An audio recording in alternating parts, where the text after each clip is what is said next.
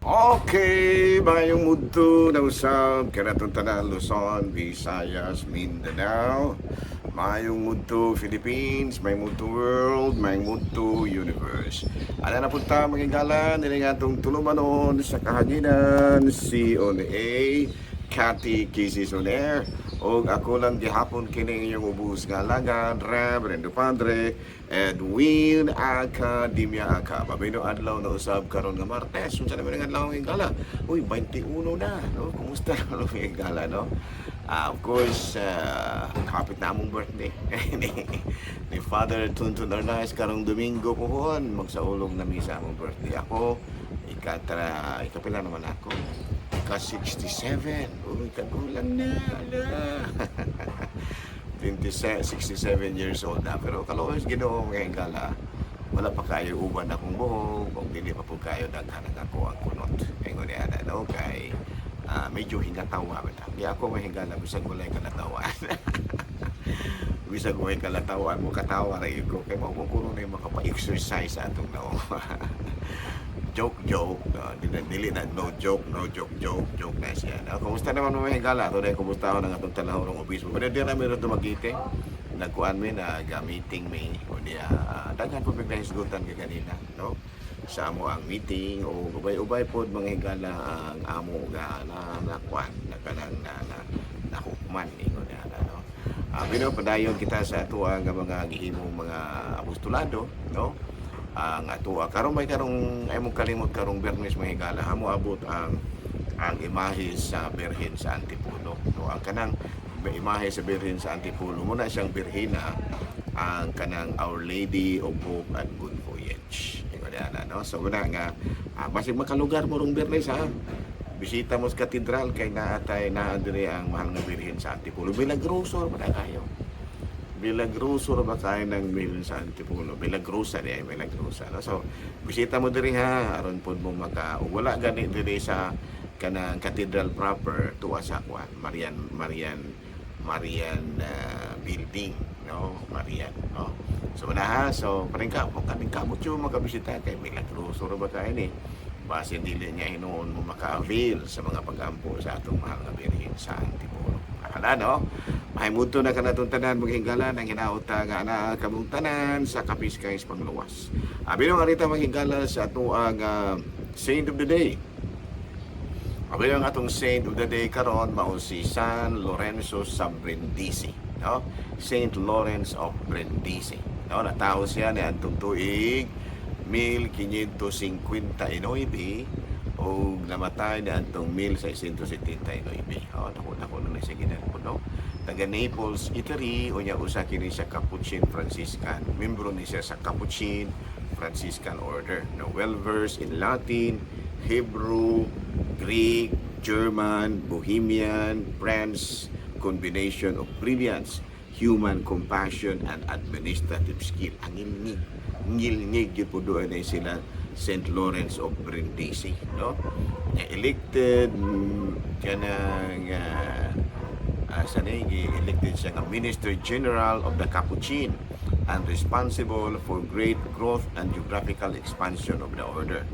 Appointed papal emissary and peacemaker. Died in 1679. Ay, dili na 79, 1619. Okay, og 1679 uskagatos yang edad, no? 1619 di ay higala, no? Nala, no? May unto na kanatong tanan pangayoon nato manghigala ang mga pag-ampo ni Saint Lawrence of Brindisi. Naalang ka nato usab, no? Nga akong pangayoon nato, no? Ang pag-ampo sa itong mahal nga patron nga ngilingig kay ni siya nga katagaan gyud og kining gitawag nato og katinawan ang kaso ni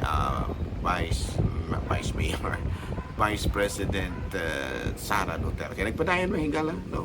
Ongoing ang kaso, ang kanang gitawag na ito, impeachment trial ni sister, no? Ni Kuan, no? Vice President. Ako wala kang ginapigan.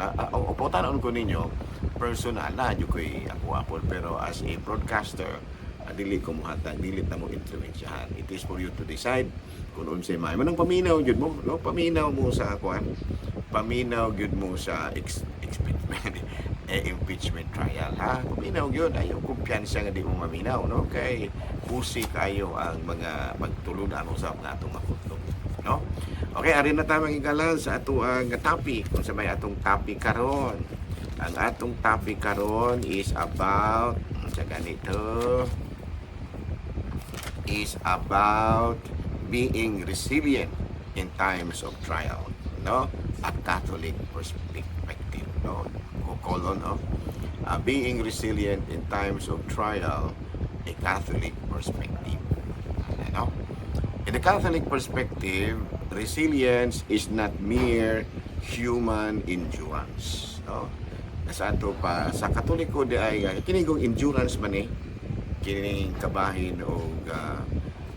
kabahin o kanang resilient, no? Resilient in the Catholic perspective, resilience is not mere human endurance, no? Ano na ang pagka-resilient sa Katoliko nga panabot, no? Usa kini ka spiritual grace, no? Kilaliman ka, usa kini ka espirituhanong grasya known as fortitude. Ayan. Sa pinulungan sa layman's term, resilience. Pero sa atua sa Katoliko, gitawag nato kini og grasya sa kalig-on o fortitude. The conviction, unsa man ang fortitude?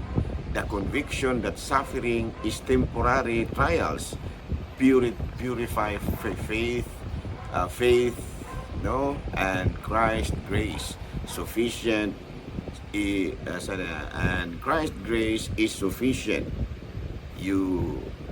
for you, is sufficient through any adversity. Ayan, no? Sa ito pa, kini di ay resiliency sa Catholic perspective, kuan day ni fortitude. Unya usa kini kapag tuo nga ang mga kalisdanan temporaryo lamang, ug mao kini ang muhinlo or purify sa atong pagtuo kang Kristo.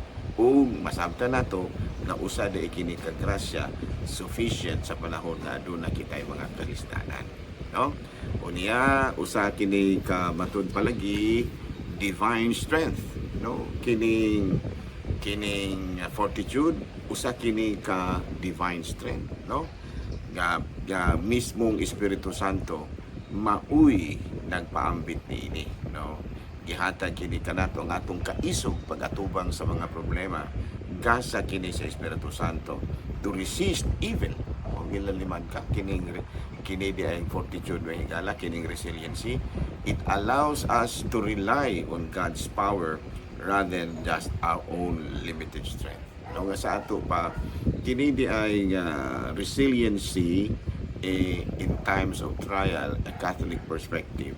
Kuan da kini pamaagi kini nga diin ato nga madawat, no, ang grasya nga sa katag sa Espiritu Santo aron nga mamahimo kitang lig-on batok sa mga pagsulay. Unya usa kini ka matud pa divine strength. Unya usa kani ka redemptive suffering, no? Kung mag-antos ka magani, no?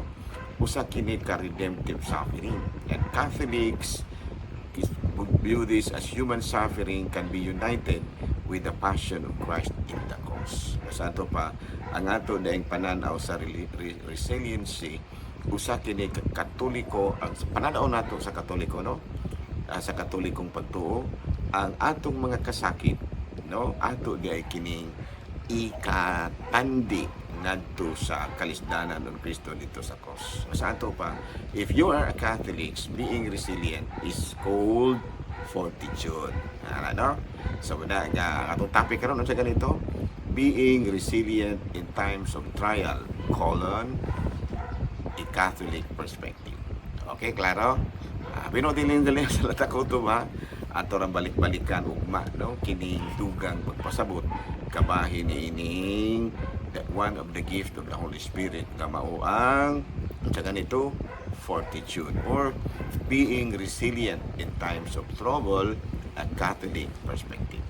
Salamat ug maayong mundo, Pilipinas.